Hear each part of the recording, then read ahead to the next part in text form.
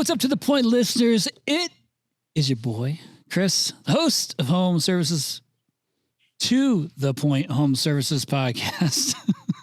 Jesus, I almost forgot the name of my own podcast. I'm not even to blame here. It's because pre-podcast, I had to listen to these two knuckleheads talking about all their stories and I love it. So I thought, you know what, let's just cut that and go ahead and make it live. I'm excited today because I have a guest co-host with me, and he has been on the podcast before. You heard him recently, and it's Mr. Keith Mercurio. Keith, welcome as my co-host, bro. This is going to be one for the books. I'm certain of it. What an honor. Thank you for inviting me as your co-host for this particular podcast. It's a very special one. It's a very important one. Are you going to be judging my body language and my facial expressions throughout this entire podcast? Yes or no? Well, I will naturally be observing them, but no judgment, Chris, just observation. That's a very Keith Mercurio answer. Right there. That's about it. Well, this is going to be fun. I'm excited because our guest is one of your buddies. You guys are pretty tight. I got to hear some great stories. I got to see a fantastic picture of you guys out hunting. It's weird. Usually, my friends, when we go hunting, we wear clothes. You guys don't. That's, your prerogative, but whatever. But camouflage. Yeah, whatever. That's what it was. I couldn't see it. This is about tapping into our, like our native tendencies. And so this is about getting back to nature. Yeah, it makes sense. Yeah, you're animals, right? I get it. So animals hunting animals. Well, so I want to go ahead and do a quick introduction of our guest, Bobby Hamilton. Bobby, hey, welcome onto the show for the first time. Bobby's the third generation plumber, man. Lucky you, out of Kansas City. Now, listen, you're actually... this whole Kansas City conversation, Kansas City, Missouri, Kansas City, Kansas. So you guys are actually, Bob Hamilton is in Overland Park, right? So it's on the Kansas side. Yeah. But are you from the Missouri side? No, I'm from Overland Park. You're from Overland Park. Okay, cool. Yeah. Got it. So okay. It's all just Kansas City to everyone around. But the thing about Kansas City is that everything fun happens on the Missouri side. Like that's where the Chiefs, Royals, all the downtown, all of the fun entertainment areas are. But most people live on the Kansas side or up north. But anyway, I love all of the entire metro. It's fantastic. Even some of the areas that people don't love as much. I got to go be a plumber in all of those different areas and have a lot of respect for people dog on Independence or Olathe or whatever. I'm like, no, those are all great spots. I often refer to Kansas City as the epicenter of intelligence and achievement in the Western world, because it is my favorite place on the planet. And I'm just here dragging it down. Well, hang on a second. What I heard was you are the pride of Rockhurst High School. Go Hawklets. Hawklets? What the hell is that? That's the mascot? A Hawklet? Yeah. Yeah. Yep. The college is the Hawks, and so we were the Hawklets. Rock Chalk Jayhawk. I mean, the only thing I have to say on that is just a banner on the wall. More state titles than any other school in Missouri, but whatever. But he was counting. Yep. Hey, by the way, I don't know if you all saw this or not too, but I would be remiss if I don't bring up since you were also a Jayhawk, correct? Yep. How'd that Kansas City game or the Kansas State and Kansas game go? I'm a Purdue Boilermaker, so I'm just curious because we're in third, but Kansas in second. Is there think it's going to shift there since you guys just lost to Kansas State? I'm just curious now how you feel about that. Share your feelings with us. So anyway, when do you get a talk, Keith? Yeah, well, you know what? There's a few things that I'd like to chime in on and correct. Frankly, there's already been egregious errors at the beginning of the show. So he's not just a buddy of mine. He's my favorite person in the world, Bobby Hamilton. Secondly, in my experience, having visited Kansas City, Missouri, and Kansas City, Kansas, considering that Bobby lives in Kansas City, Kansas, I would say that is the funnest part of the Kansas City contingency, because that's where I've had my best times. And as far as it relates, if Kansas City is the epicenter of intelligence and achievement, Purdue is the epicenter of absolute athletic boredom. Athletic boredom. Yeah. The only color that is actually onomatopoeic. I mean, like that mustard drab yellow it's gold. Somehow perfectly emblematic of the personality of Purdue athletics. It's gold, okay? Black and gold. Damn it. And listen, I don't. Yeah. Hey, I want you guys to bleep that part out, okay? Actually, as a matter of fact, just turn his microphone off completely. Hey, I gotta say this. Hang on. I gotta say this because whenever I was doing a little bit of research, I love when I'm surprised, when I'm doing research on any of the guests, and I typically try to dig as deep as I possibly can to find anything that might not be out there or be aware. Good stuff. And this is for sure out there, but I want to commend you, Bobby. I want to commend you on your LinkedIn profile for a iconic quote from my childhood that you put as your LinkedIn headline. Be excellent to each other. This is my entire life. Party on, dudes! You quoted Bill and Ted's Excellent Adventure. So much respect for you. Well done. Party on, dudes. God, so good. Seriously, this is the story. Okay, I'll start here. Also, Jayhawks don't start counting wins and losses until March. Oh God. All right, so trying to figure it all out. I don't know, what does it all mean? What's the meaning of life? Blah, blah, blah, blah, blah. I don't know what I'm going to do. I'm going to have to go to Nepal and find a guru or go do mescaline in the desert or something. And I woke up and Bill and Ted's Excellent Adventure was on. I was a good college age. I was enrolled in college, but I wasn't going to college. And I realized that was it. That was the whole entire key to life, was all right there in what else do we need to do? I don't know if we're here on purpose or by accident, but whatever we're here, I feel like we're supposed to enjoy the time that we have. So be excellent to everyone else. Right? Party on, dudes. I've screwed up this whole entire conversation, but party on, dudes is pretty darn important, and make sure that everybody else is having as much fun. I love that's my whole entire life is have as much fun as we possibly can, get as much as we can out of the time that we have here, and help everybody else do the same thing. That was a solid way to tie it back together. So, you rebounded. Yeah. And Chris, this is why it was important to me, if given the chance to be on this podcast, because one of the things that I think, that as I've observed, I've been friends with Bobby for 12 years, 13 years now? How far back are we going? Oh, wait. We met at Super Meeting in Seattle. Yeah. Yep. And we were both Nexstar members. And one of the things that I've observed over his lifetime is that what comes so easily to him and feels like a philosophy that's almost, maybe lighthearted, just be excellent, party on, dudes. And you have the chance, and sometimes I think people observing casually from the outside might, see this as playful or a little bit of, a lighter weight, is to not underestimate the extraordinary impact that his ongoing desire to bring fun and joy and love into people's lives has created for them and for others. And that's why that's why it was important to me, because I almost, it's I love the opportunity, having worked alongside this guy and known him for as long as I have, nobody enjoys making fun of him more than I do, but I also have so much respect for what he makes look so easy and how much we need it in the world and in life, and especially in work life, to have somebody that brings his optimism and his enthusiasm into every space that he enters. And that's where this man should not be ever underestimated. I love it. This is a great segue because, you spent 5+ years a master trainer for Nexstar. You're kind of on to your next venture with CopperPoint, and I want to talk about all those things, but I want to try and take the plan here was, and just for the listeners, typically what I do when I come into these meetings, my goodness, when I come into this podcast is I've tried to plan a path, because I need to, I have to deliver the story in a way that I think will be most impactful to you, the listener, and hopefully that there's some education in it.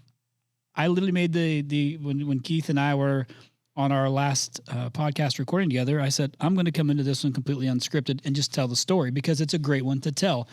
and there's lots of peaks and valleys in it. There's been a lot of success. There's stuff you've learned from it. And now you've got your buddy on here too. So I just think it's going to be like where it's going to go is going to be great. And I'm excited to go on the journey with you guys on this podcast. So let's do this if we can. Let's not assume anybody knows who you are and or has heard of Bob Hamilton Plumbing, Heating, AC, and Rooter. Like, let's just assume nobody knows the things, and let's just set up a little bit of the credibility along the way on your story, and then we'll poke holes through it along the way. Does that work? Totally dig it. I was not nervous at all before we started this. I was unaware that we had a guest host today and could not have been more delighted to find out that was the case. And at the same time, weirdly got awkwardly nervous because I'm like, I'm racking my brain for stories that we can actually share. There's a lot of yeah. Hey, if it makes you feel, Bobby, if it makes you feel any better, this isn't live, so we can for sure edit it if we need to. But usually these things are better off unedited. Yeah, you'll be good. Well, I'd like to force an inflection point for a jumping off possibility here because it's something I know about Chris and know about Bobby. You know, Chris, I know that as a dad, one of the things that offers you a bit of consternation, which you shared with me before, is that your daughter is in her 5th year of college. And that, you know, as would be the case for a lot of parents, can cause concern. Like, hey, when are we gonna get the jumping off point and figure out where we're going? The man sitting in front of you on the screen right now is evidence that it can take a lot longer than that. And yet success is potentially very much on the horizon. And so, you know, Bobby, if you would, why don't you share a little bit about how this journey started for you as it relates to KU and your experience there. And I would ask for a special note about your living accommodations. All right. I'm going to go back a tiny bit further very, very quickly. But yeah, I mean, that's we already mentioned 3rd generation plumber, which means you grow up in a plumbing shop. And my first paying job was cutting copper for scrap. Did that forever, rode around, apprenticed all through high school. All my friends are doing like cool summer jobs. They're lifeguarding. They're doing all this other stuff. And I was plumbing and I hated it. I was digging ditches and watching all my friends have fun. I was making good money, but it was all going to college. At that point, I actually kind of got to a point where I wanted to go to college to become anything in the world except a plumber. I was like almost embarrassed to be a plumber. Like I would go and change clothes before I would visit my friends at their jobs, and I'd park the truck really far away and walk in so that like I wasn't wearing my plumbing uniform, and I walked into the pool to go visit my friends on a break or between calls or something. And so that's the whole reason that I went to college in the first place. And the water ski team was something I was really involved in. We started competitive water skiing when I was a kid. So I was mainly enrolled in college so that I could be on the team. And I would enroll in classes in the fall, ski through the season, and then drop all the classes when you can still get 90% of your money back, go back for the next few months for the rest of the semester, work plumbing, evenings, weekends, emergency calls, and some during the week as well. So then I could pay for the spring semester because that ski season doesn't start until the end of the year. So you couldn't drop at that point. So I would really only actually take classes in the spring. But one year I was about to completely quit and bail on the whole thing, but I still had another spring of eligibility. So my ski team friends said, stay for another year and you can live in the basement for free. And I was like, well, that sounds like a pretty good idea. So I went to their basement and it was all stone foundation. And when it would rain, like you could see the like water would like fall, like cascade down like the stone foundation walls. So I built, put sandbags all around the outside of it and then hung sheets so that they looked like walls. It just multicolored tie-dye tapestry, Grateful Dead logos, blah, blah, blah, blah, blah. Broke it up into 3 different rooms. One area was like a little tiki bar. One area was my office. And then one area was my bedroom. I had it all controlled with like Christmas lights on remote timers. But there was these big spider things, like those like spider cricket things. And you've seen those? And they kind of freaked me out a little bit. So I put my my bed inside of a tent in the basement. So I lived in a tent in someone's basement for a year. Well, I'm having flashbacks to like those movies where they keep people hostage in the basement. That's what it makes me. That's what it would have been. But I definitely made it like kind of a destination. Like we would have parties and people would they were dying to come over and see the tent. And everybody that we met wanted to go see the tent. At one point we were at a bar and a girl came up to me and was like, "Are you the guy from the tent?" And I was like, "Yeah." And she goes, "I got to see this." And so she did. And we went back and we had an after party in the tent. In the room around the tent, not in the tent. So you pitched a tent and she wanted to see it. That's weird. You brought that to a dirtier place than I was intended. Well done, Chris. The only thing that Bobby has ever held people hostage to is a party, and that's the truth. So if they were there, they were having a good time. I can promise you. If you're not having fun, there is no point. Like, it's supposed to be enjoyable. That's the whole thing. Bobby, I'm a yellow purist, so I'm right there with you, buddy. And for those who don't understand the reference to the yellow purist or whatever we're talking about, this is the color code, which, Bobby and I were introduced to, I believe, through Nexstar. I think I'm speaking for you there, but I believe that's true. And this is the personality profile that we most leaned into at Nexstar, and I continue to use. And if you haven't used this yet, it's a magnificent tool for your business, for yourself, for your relationships. Colorcode.com is where to go to get that assessment, and go see our boy Jeremy Daniel. He does great work on this stuff. But yellows are motivated by fun. And that's what you hear when you listen to Chris and Bobby speak. Yep. Well, I had the entire company do it. So it was a great tool that we got to use and learn from it. And there's lots of different things out there, but that's just one that I thought was really good. So let's keep going down this path. Okay. Now we know that you pitched a tent in the basement and it was successful and it was fun. You've had the same success and fun in business too. And so let's keep going down that path and kind of let the listeners know, for those who don't know who Bob Hamilton, Plumbing, Heating, AC, and Rooter is, like, just explain a little bit of, that business in the market, like how you guys compare, what you learned, and like start taking us down that path so that way they can understand your story. Yep. It's great Keith's here because he's a really big part of it. So my dad's company was basically just like every other company that started in the 80s. He started because he was a plumber. And then one day he had a job, one day he didn't. My grandpa decided to kind of go to work for somebody else. And he was like, you can either come with me or you can go start your own thing. You can do whatever. And he started his own thing. And it was a pretty small shop. It was actually my parents' garage. So the plumbers would come over in the morning and my mom would hand them their invoices or the calls for the day. And that was always my favorite part of the day, when the guys would come over. There's only 2 or 3 plumbers at the time. And I would hang out with them. We'd have breakfast and they were cool. They were like my uncles. And then we were just kind of struggling. Well, actually, I never saw any signs of the struggle. I just always assumed that business was great. I did not appreciate at all at that age the weight that owners carry and how stressful it is to just not know if you're going to make payroll on Friday or not. And it wasn't until I was sometime we joined Nexstar, actually, because Dad had figured out he had to do something different. And we went ahead and joined Nexstar, and I actually got pulled out of my service truck because they needed someone that was actually able to generate revenue. And so they took my truck away. And nepotism being the wonderful thing that it is, I got promoted. So in the same way that I didn't actually finish college after 7 years, I then failed my way into a management position.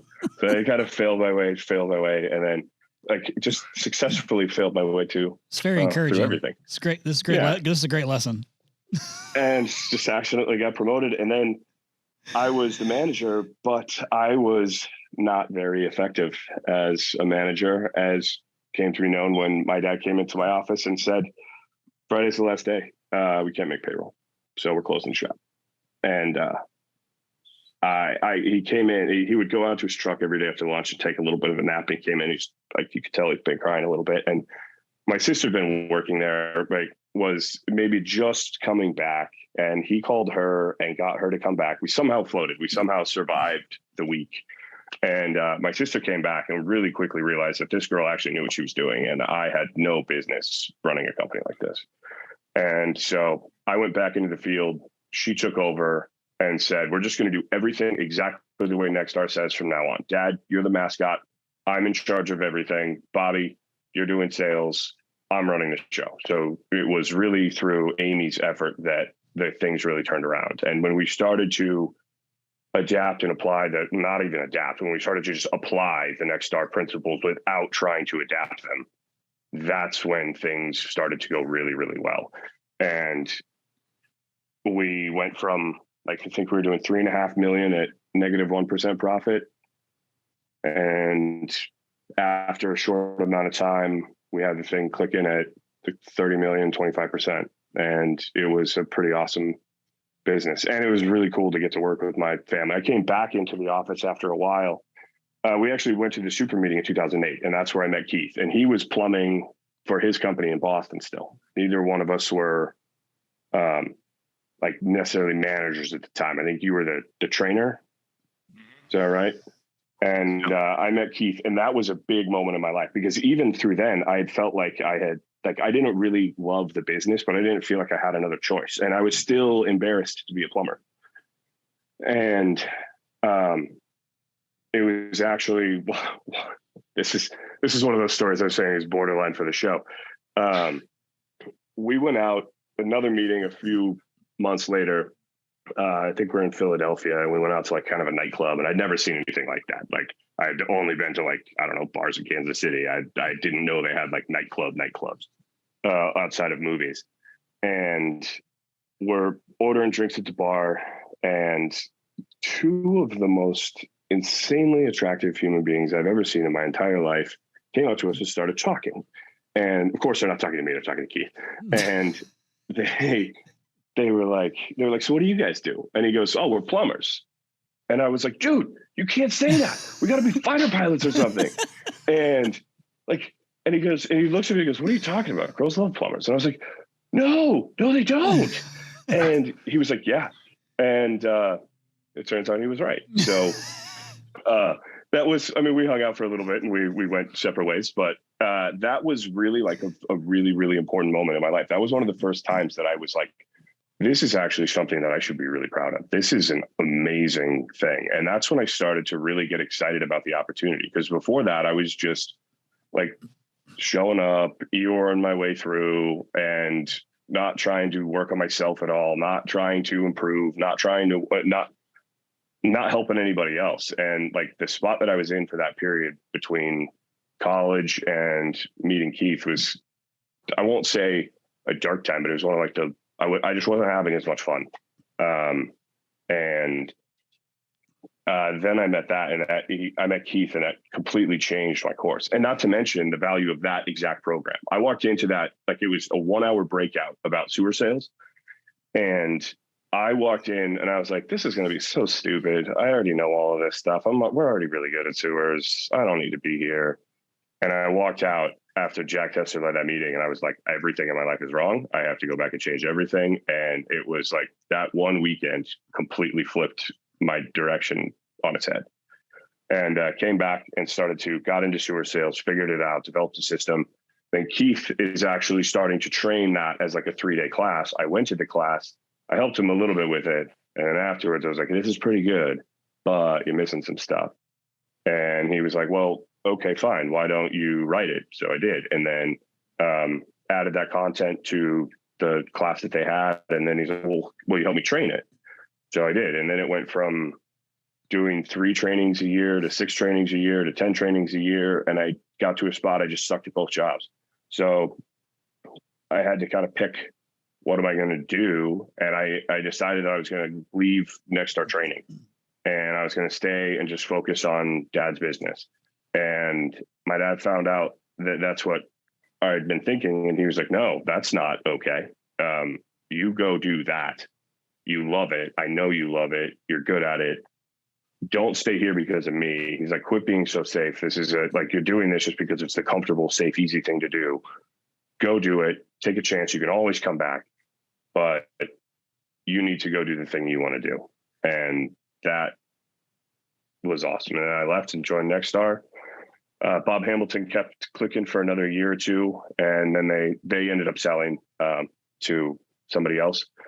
And through that, it's kind of as soon as that happened, I realized that that's what I wanted to do. I was like, I want to do that. That makes sense to me. I think you could do that in a really cool way that really helps businesses get better, give owners even more options for what they want to do with their businesses. And that's it. So I did the Nexstar thing for a while, but I knew it wasn't like my forever job. And then once it came time to wind that down, which coincided with my second baby, like as soon as my wife got pregnant, I knew I couldn't do the road life anymore.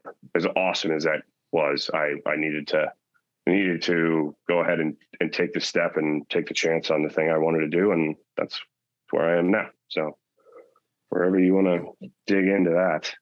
Yeah. May I, Chris, this is also part of why I wanted to be here, was to ensure that I could, I've spent years studying this man so that I can fully understand his beautiful ramblings and where he goes, because he just covered 20 years. I was going to say, now we'll fill in the gaps.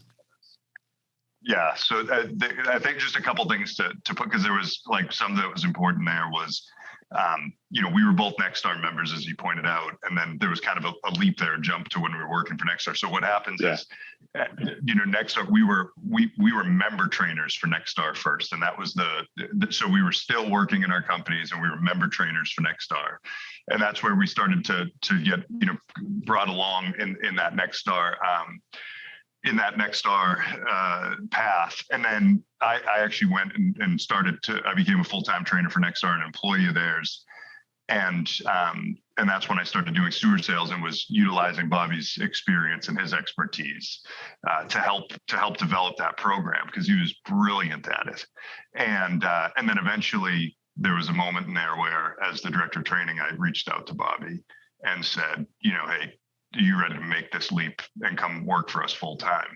And the reason I want to point this out is because, I think for a lot of people who are potentially listening, like, what can't be underestimated here is that Bobby, he spoke to the nepotism piece, but like, Bobby is, Bobby of Bob Hamilton Plumbing, this giant, this hero. Anybody from the area, I love bringing up Bob Hamilton, and they're dear friends of mine because of what it means. And I think we should spend a little time talking about your dad in this, because he's just a remarkable figure in this industry and in the world, frankly. The first Bob Hamilton that I ever loved was your dad.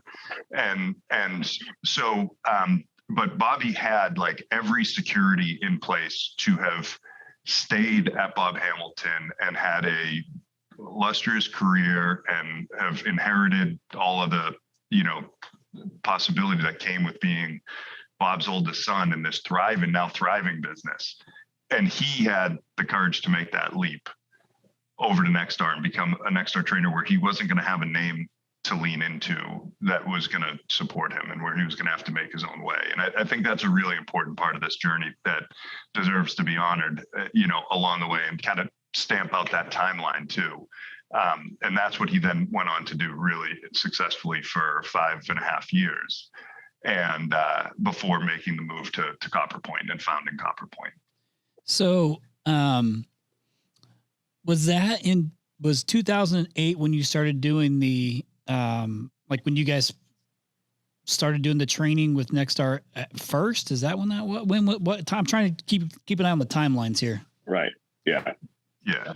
I mean, I was about a year, I think probably 2010 was when 10 was when I started being a member trainer. I went to work full time for them in 2011. So I would say that's pretty accurate. We were just members who were there learning what we could learn through Nexstar at that time. Yeah. Got it. Okay. So I'm going to take another step back into the Bob Hamilton days, right? So it's Bob Hamilton Plumbing, Heating, Air Conditioning, and Rooter. So you're talking about being a third generation plumber. My assumption is this is a plumbing company first. and then started adding the other services, which is a lot of what happens. Tell me a little bit like what, because I don't know the story there on like how the decision was made to add this is something that I even get asked frequently is, well, when do I know is the right time to add another service? And I'm like, listen to this episode, listen to that episode. Like, I'm not a contractor. I only know what I know. So kind of maybe help me understand that process. Cause I've heard about I've heard about the company for years. I've been in it for 15 years and it was a respectable company. One I never got to work with, wish I could have got to work with early on, but knew of it. Right. So maybe help understand, like in that process of it started as plumbing and when was the decision and what did you guys do when you started adding in the other services? Well, that's the fun part is that there wasn't a lot of thought into it, I don't think, other than we were at a spot and plumbing was clicking along pretty well. We kind of had it figured out. Things were going well around 2000 and it was, well, you have all these customers, you may as well add another trade. And so HVAC was kind of the cool thing to do then. So we did it and we had no idea how to do it. We just hired a guy that was our HVAC guy. And then we started saying, hey, we do HVAC now. And there was no thought, there was no design to it. And what I've found is that like the differences in the businesses, I think come down to the differences in like kind of why people gravitate towards different trades. And the plumbers walk into the house and they do their diagnostic and they start out like wherever they do and they go randomly. HVAC guys, it's pretty A, B, C, D. They follow a pretty like inline system when it comes to diagnostic, where plumbers are like, we're going to start over a G, then we're going to go to Q, then we're going to do some W, a little bit of L and M. And by the time we're done, we'll probably have an alphabet. And the business of running a plumbing company is pretty simple, whereas HVAC is a different model where you have service, sales, install, and it took us years to figure that out. It was actually when my brother-in-law came in, and this is another fun story. I don't know how much into it we need to do, but he came in and he was able to figure out how to get our HVAC system to actually work after years. And when I talked about in like 2003-ish, when we were really not doing well and joined Nexstar, a lot of it was because we'd added HVAC and didn't know what we were doing. Like we had no right to do that without the right coaching or training. So we thought Nexstar would help. We still ignored Nexstar and we still kept trying to run it like a plumbing company and it just wasn't working. So eventually when my sister came back and her husband, they were able to get us going on the HVAC side. Can I stop you real quick? Sorry. Can I stop you real quick? Yeah. It was broke. Your sister stepped in and you said it started like, what was the fix? Nexstar. So you just started actually implementing? Somebody that actually understood the business. It was Amy. And I think I can add some color here too, in that like literally it took a red. So back to the color code, right? So somebody who's about getting from A to B and creating and delivering results. Because if I'm not mistaken, your dad's a yellow too, right? You know, I've never actually color coded him, but he has to be, and with a lot of white. Has to be. Yeah. Right. So, and all I mean to say is, and this is a classic example of like, you know, I mean, it's like the old joke, like, yeah, I joined the gym, you know, a couple months ago, haven't seen any results. I'm going to have to stop by there and figure out what's going on. Like, you know, that if you can join Nexstar and, you know, be present to the meetings and yellows, by the way, that love fun, love the social elements of joining best practices groups because they get to drink at the bar. And they're, by the way, they're the first people to tell you that all the real learning happens at the bar. It's not fucking true. The learning happens in the incredible classrooms. The relationships happen at the bar. But if you don't have a great implementer, as would, you know, from the premise attraction, like a, you know, and you don't have the person that can run the operational side, like the visionaries fall short. And, you know, Amy and Curtis are who he's referencing. And these are people that have a real, I mean, not a lot of propensity for fun whatsoever, I'll point out, but a tremendous capacity for like driving results. And that's why you've got to partner with, and Bobby and Bob both recognize this, you got to put people in their strengths and not demand to be in control of things when that's not the ideal space for you to thrive. And I think, you know, Bobby does that really, really well. And I love listening to him give deference to, I mean, that's not easy think about like how much ego has to be put aside for a brother to say, it was my sister that was the one that really drove the success of the business. It was my brother-in-law. And I think that's a testament to Bobby's humility in this regard, but also how important it is to put the right people in places of strength. Yeah. I think what I hear in there too is like, I always try and relate, like figure out how I can relate to that. And in our business, we're not much smaller, than where you guys were at with Bob Hamilton. And I'm a visionary. Like I am a yellow, and, I've gotten better at being able to work backwards from the goal and trying to figure out how to do it. But it's because when we started our company, my wife is very much a red blue. And so like we both kind of have that super thoughtful, meaningful, impactful piece behind it all. But she's a driver, A to B. And because the two worked so well together, it was able to work. If it was just me, it would have been a hot mess. So what I hear you saying is, and what I want our listeners to take away from that is, if this happens a lot and you guys still know to this day, I found a guy who does HVAC, boom, now we're in HVAC, and you've not thought through all the processes and the things that come along with it. And it ends up putting in the same situation that you were just in. So it can be done, but you got to have somebody who you got to have the processes and the systems in place to actually execute on it in the right way. And this is where Nexstar's come in and helps, because they have some of those things that you can act on if you act on what the things that you're taking away from it. So you put your sister in, and she's acting, and she's also accountable, and she's trying to get from A to B. So the integrator started actually being the fix for this. So that's the story here is, this is a very common thing, but you got to have somebody who can actually come in and manage it and be the red and do the A to B stuff for it to be, well, you don't just want to offer the service and it's not profitable. Even if client fulfillment is fantastic, it's still a business. Yeah. So you put in an integrator, and the integrator is able to fix it. Thankfully, I mean, and for you, the integrator was your sister. Yeah. And we have a great relationship, and then we can have a brother and sister screaming, blow up, exploding at each other, fight, like in the middle of the office, which we learn not to do later. And then 5 minutes later, be like, hey, where are we going to lunch? And we get it. Like, we're good at compartmentalizing that, because it was when, for me, a lot of it was when I was immediately kind of threatened by her, because she's a performer, she's a driver, she's what a business person would really want. And here I am, and I've never really accomplished anything. I don't really deserve any of the things that I have. And a lot of my success has just been kind of on the backs of other people. And I've been able to kind of talk my way and charm my way to what I'm doing. But I have a million different ideas, and I'm a butterfly, and I'm like, well, we should do this. We should do that. We should do this. And now I have 15 projects started and nothing finished. And she was great at getting those things finished. So then I could go have a crazy idea, and she'd be like, nope, that one's done. We're not doing that. And then I could have another idea, and she'd be like, that's genius. Let's do that. And then she would get it done. And that was the thing that I absolutely needed, because I don't have, I think Keith's even called me halfway Hamilton at times. I have the first 85% of a project, I'm great. It's that last 15%. And it shows up all over my house, where like I put in my own, like I redid the floors, but I didn't get the quarter round back on, because I was like, yep, done. Start moving furniture in. I'll come back to that later. And it never gets done.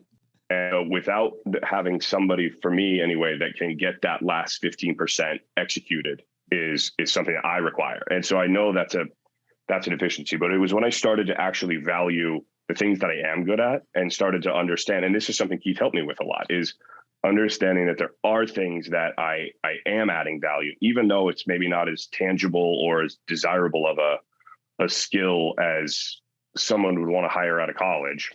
It's there's still a lot that I can do. And in that, we were able to kind of recognize each other's strengths and play them really well. Hey, quick question. Is your sister older or younger? Yeah. She's younger. Okay. So this is so important, Chris. Yeah, please, this Bobby. Next part. Yeah. So I have 6 sisters, and 5 brothers. And I'm the worst of all of them. They all get better looking, more talented, more successful as they get younger. But when it comes to X's and O's execution, Amy's it. That's a big family. Remarkable family. Chris. Remarkable. Yeah. So I'm the oldest of 12. Like it deserves to be explored. And I just want to add too, though, like, okay, so the skill set, Bobby's humility is such that he'll say, not that tangible or whatever it is. It's remarkable. And so, think about like a trainer who gets, if you think about training, you've got a whole bunch of technicians often getting sent to a class where they don't necessarily want to be there. You're going to remind them of a school setting that maybe they didn't particularly thrive in or enjoy. B, they're about to be told that maybe the one thing that they found that they're really good at, the trades, they're going to be told that they need to be better at it, or they're not as good as they thought. There's a lot of resistance, resentment that comes with it. I mean, we watched this for years over the thousands of people that we train. Well, like, you talk about a skill set that's critical in that moment. How about being likable? Bobby's ability to immediately win over, in the most sincere and genuine way, an audience, an individual. His charisma, his charm, like, he kind of casts it aside like it's, not a big deal. It's an extraordinary strength of his. And I told you before, like, the most lovable person I've ever met is Bobby Hamilton. I talk about him that way all the time. And in that, putting him in a place of his strengths was two things to me, like, as a student of leadership and how to, really like coach people to their best. Let him be in that place of his strengths where he gets to be him, gets to be lovable, he gets to be charismatic, and then create some comfortable structures and checkpoints for him. Not ever micromanaging. Like, you can't micromanage a yellow.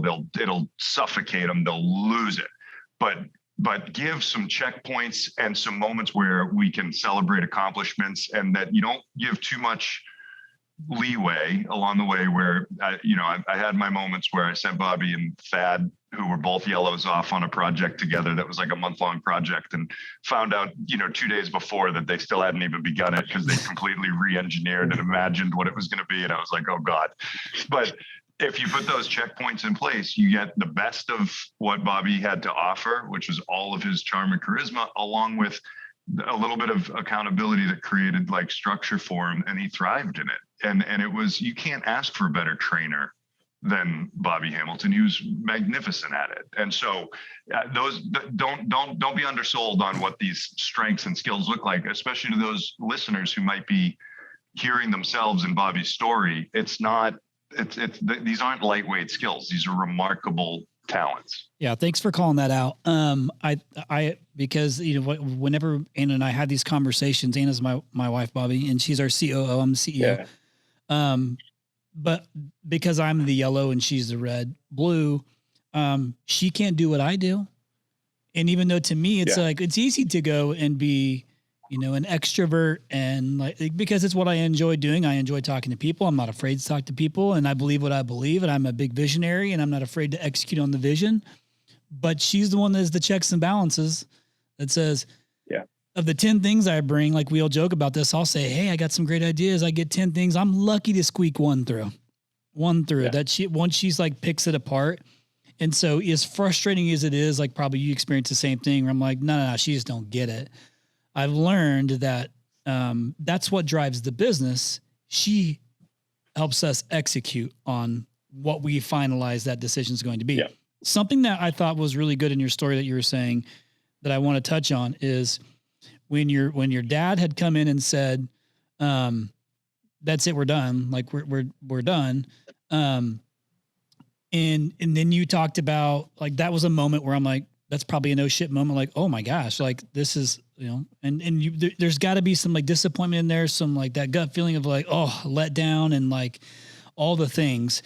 So there's probably a moment in there that actually built some character in you. I'm assuming that built some character in you, that may be a shift in character.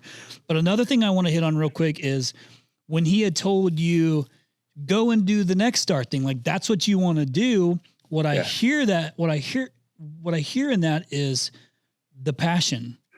And that was like a driver for you. Like you were passionate about it. So it's easy, like when us yellows are all in on something, like we're fucking all in on the things and we want to be great at it. And it's because we genuinely love it. We care about it. We want to be successful with it. We want to win. So it's easy to kind of get behind passionate things because that's when like work doesn't become work. So I heard you kind of slipping into that phase and you found like this passion piece to you. So you kind of went through this little like floating phase and failures and things like that. But some of the, it wasn't all for nothing. You learned from those moments. You found your spot. You went into Nexstar. You found out it's okay to be a plumber. And like that's a whole other deal. But you started to find your passion. That's exactly right. And I think that's so I mean, didn't have like an ADHD diagnosis until I was in my mid 20s, but clearly something that I've kind of just been able to manage around forever. And I feel like as much as that's a thing, like as a clinical diagnosis or whatever, is that the things that I get excited about, I do really, really well at. But the things that don't hit my radar is like, this isn't exciting. I have a really hard time getting them done. And so I get really excited about the 95% of the floor being done, but I can't get excited about the quarter round. And but my sister can get really excited about P&Ls and on and on and on and all of the other parts of the business that are required to get it to run. But she can't get excited about hyping up the technicians and getting them ready to go out and perform. And so that's something that I absolutely love, is getting people to get excited. And like, if you can find what people are excited about and you unlock that so that they get to spend most of their time and energy on the thing that they're excited about, then they'll thrive in it. But if my sister was in charge of managing the actual technicians, it would not have gone well. She did great at it for a while, but we realized, actually, at one point we did, like, you know how most companies have the like the lock on the door, like the key fob that keeps like the technicians from going and bugging the dispatchers. We reversed it so Amy couldn't talk to the technicians. Like, Amy, you're back there. Was that a Nexstar practice? Go look at a spreadsheet. Go do a spreadsheet. Like, you tell me what I need to tell them, and then I'll make sure that everyone's excited about it.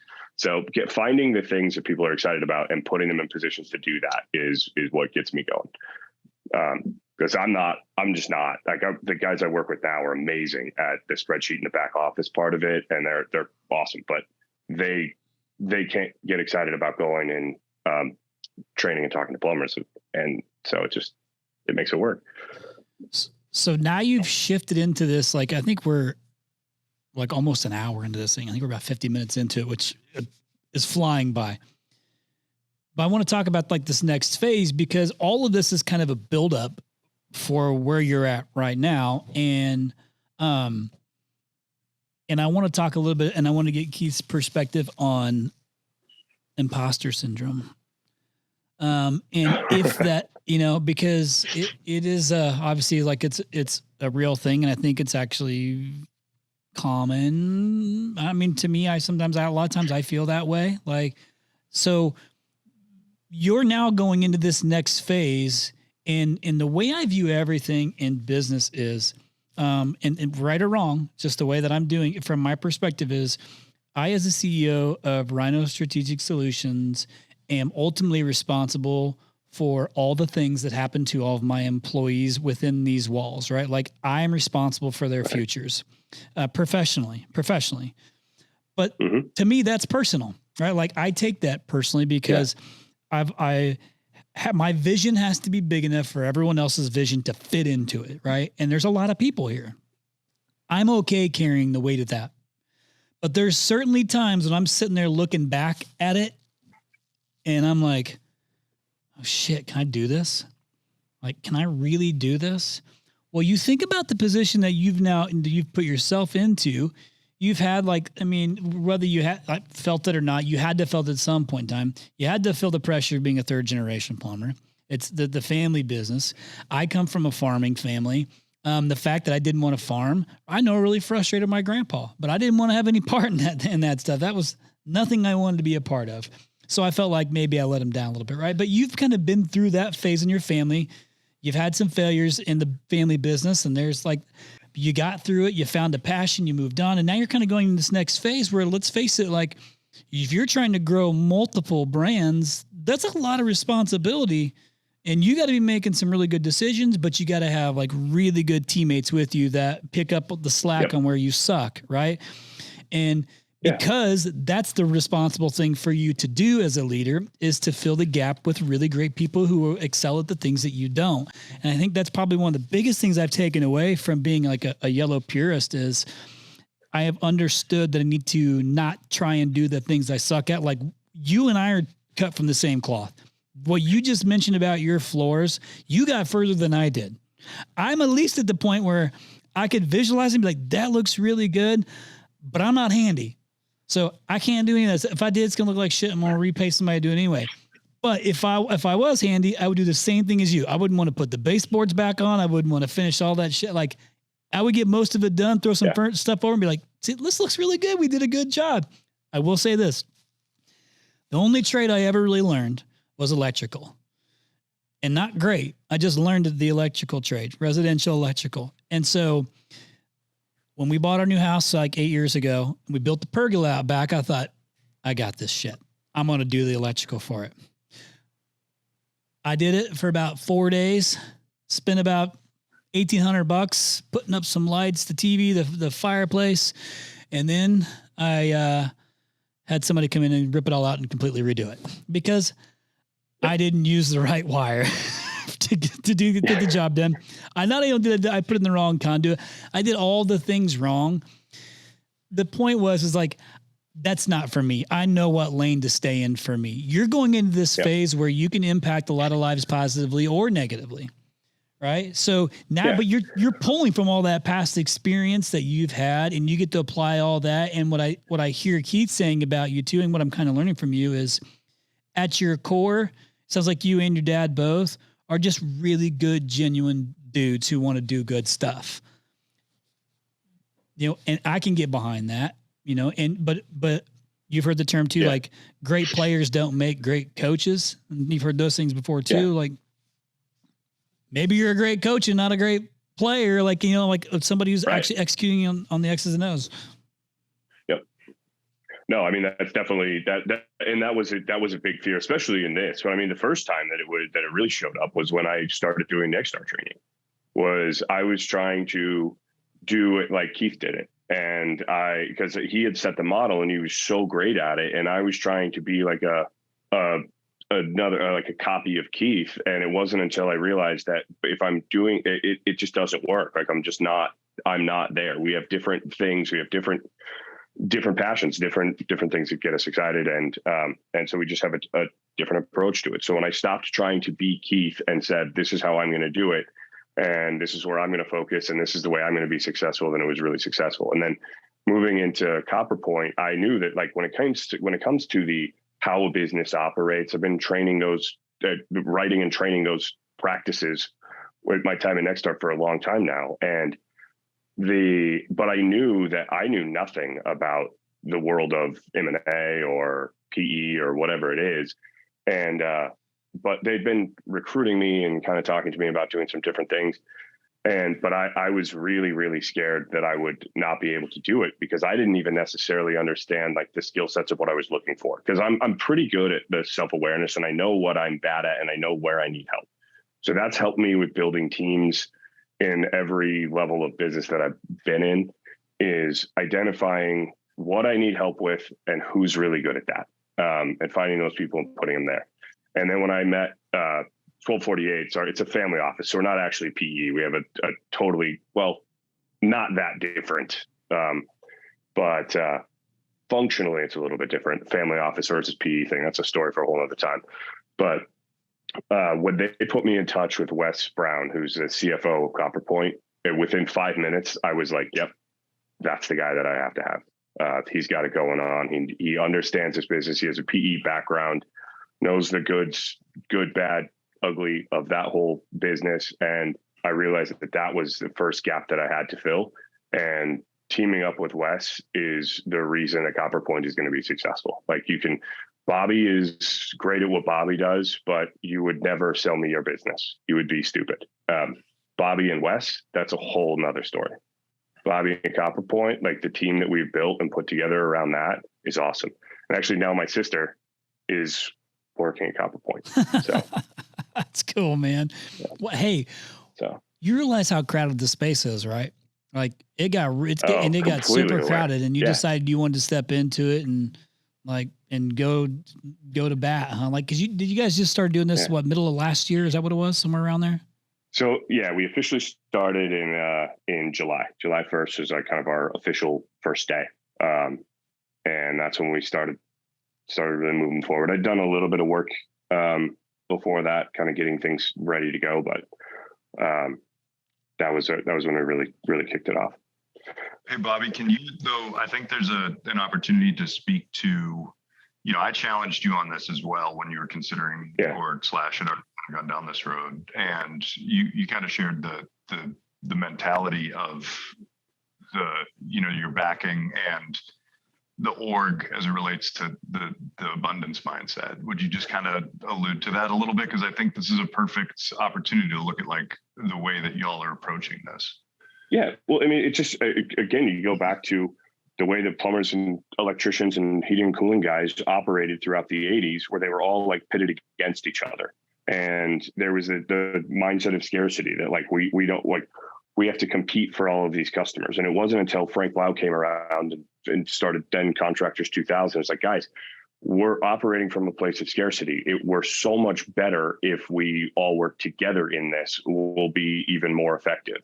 So what I think about is I go back to the loaves and the fishes story from the Bible. Like however religious you are or aren't, doesn't matter.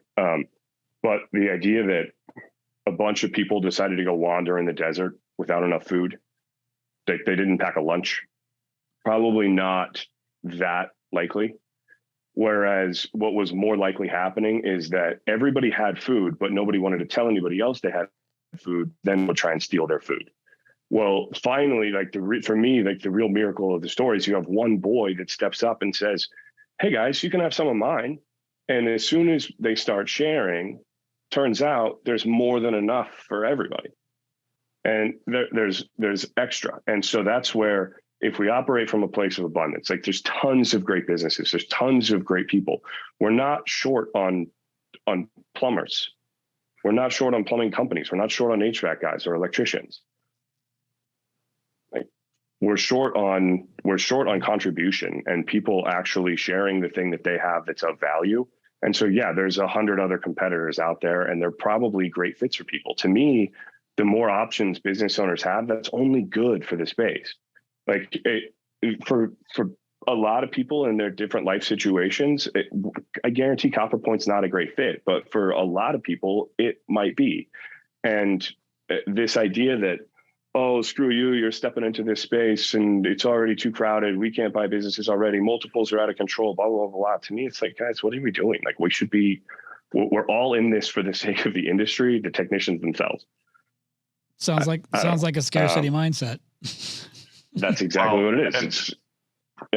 And isn't it beautiful that Bobby's biblical reference is just a doubling down on his Bill and Ted's quote of being excellent and creating a party, right? Like being excellent to each other. It's the story of the boy who's being excellent to everyone. And the next thing they're having a party. It's perfect. I love it.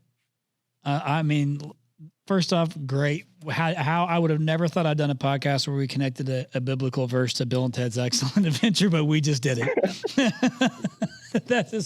There's something to be said for that in itself. Yep. I love it. Well, I will say this before you go in there, before you go, just hang tight, Keith, because I know you're going to say something probably way more profound than I am. I love your abundance mindset. I'm very much the same way. And I love that I don't care what anybody else says. I am so grateful to see this industry have so many options. Now I have relationships with a lot of major players in the private equity space and things like that. And they know my position too. For the contractor, I'm so thankful. There's so many different options that it's a different landscape today than it was 2 years ago. It got really crowded, and thank goodness for the contractors today who get to experience all the opportunities to find the right fit. So you're going to find those that are right fit. So go ahead, Keith. Sorry. Yeah. No, it's not at all, Chris. And thanks for just even getting the chance to be on here. And Bobby, thank you for, sharing space with me and letting me be part of this. And, here's what I would tell you about like the impact of lineage in this regard, because, so my very first Nexstar training was one of the three trainers there. It was Dave Bodek, Lewis Williams, and Bob Hamilton. Bobby's dad was leading the class.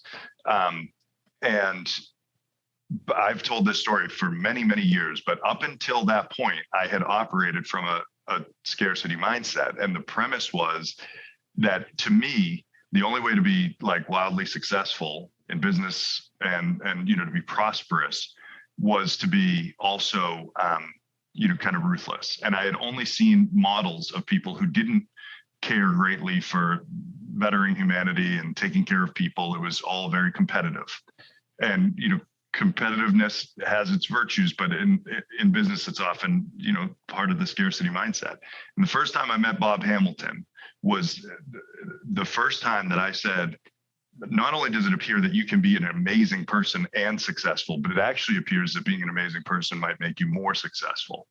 And he gave me a new roadmap for life, for business. And it's a 100% true story. I mean, there's plenty of recordings to be talking about this a long, long time ago. And I've shared it with people throughout my life. Bob Hamilton set me on a different path because of who he was and how he was. And so now, listen to Bobby's story.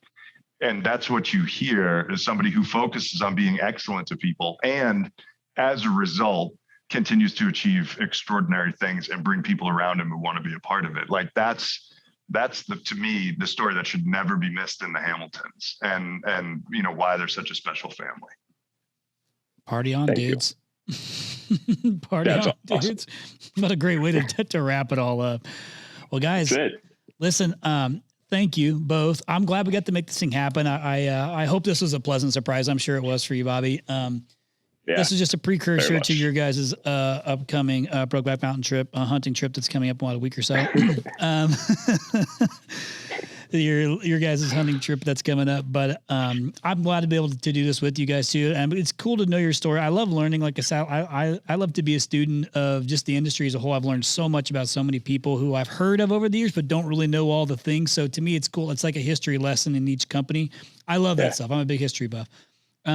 So thank you for sharing the story. Thank you for playing along with us and the jokes and the banter and things like that. And, the sarcasm and the is part of the fun of the whole thing, right? Like being able to bust each other's chops is part of the fun when you kind of get to that, like I love being able to do that. And I've kind of hit this phase of life where, I've been getting the opportunity to invest in different businesses and things. And the thing I said to myself was to be super intentional on what I do with my time and focus. And I decided I'm only going to do things with people I want to do. Like I actually enjoy doing it with. Like I don't want to go down. I don't want to, if I'm going to invest money into something in any focus whatsoever, it's going to be with somebody who I actually could go and have an old fashioned with. Right? That's who I want to go and do this type of stuff with. So just being intentional on who I do it with. But you're hitting this phase, man. Like you've got this big opportunity in front of you to do a lot of really amazing things for yourself, for your family, for their families, career pathing, personal, all this stuff like you have right there that you're getting ready to tap into. And I'm excited to watch it all play out. So no doubt it's going to be successful. So thank you for coming on and giving me your time, Bobby. Awesome. Thanks for having me. This was a blast. Keith, thanks for crashing. It was always more than welcome. Sorry that we didn't get to expose more of your weaknesses and vulnerabilities. There's plenty. Well, let me ask you. I want to close with a question for you to see how you answer this. But Bobby, how do you think you did on the podcast today? Oh, I'm sure you'll tell me.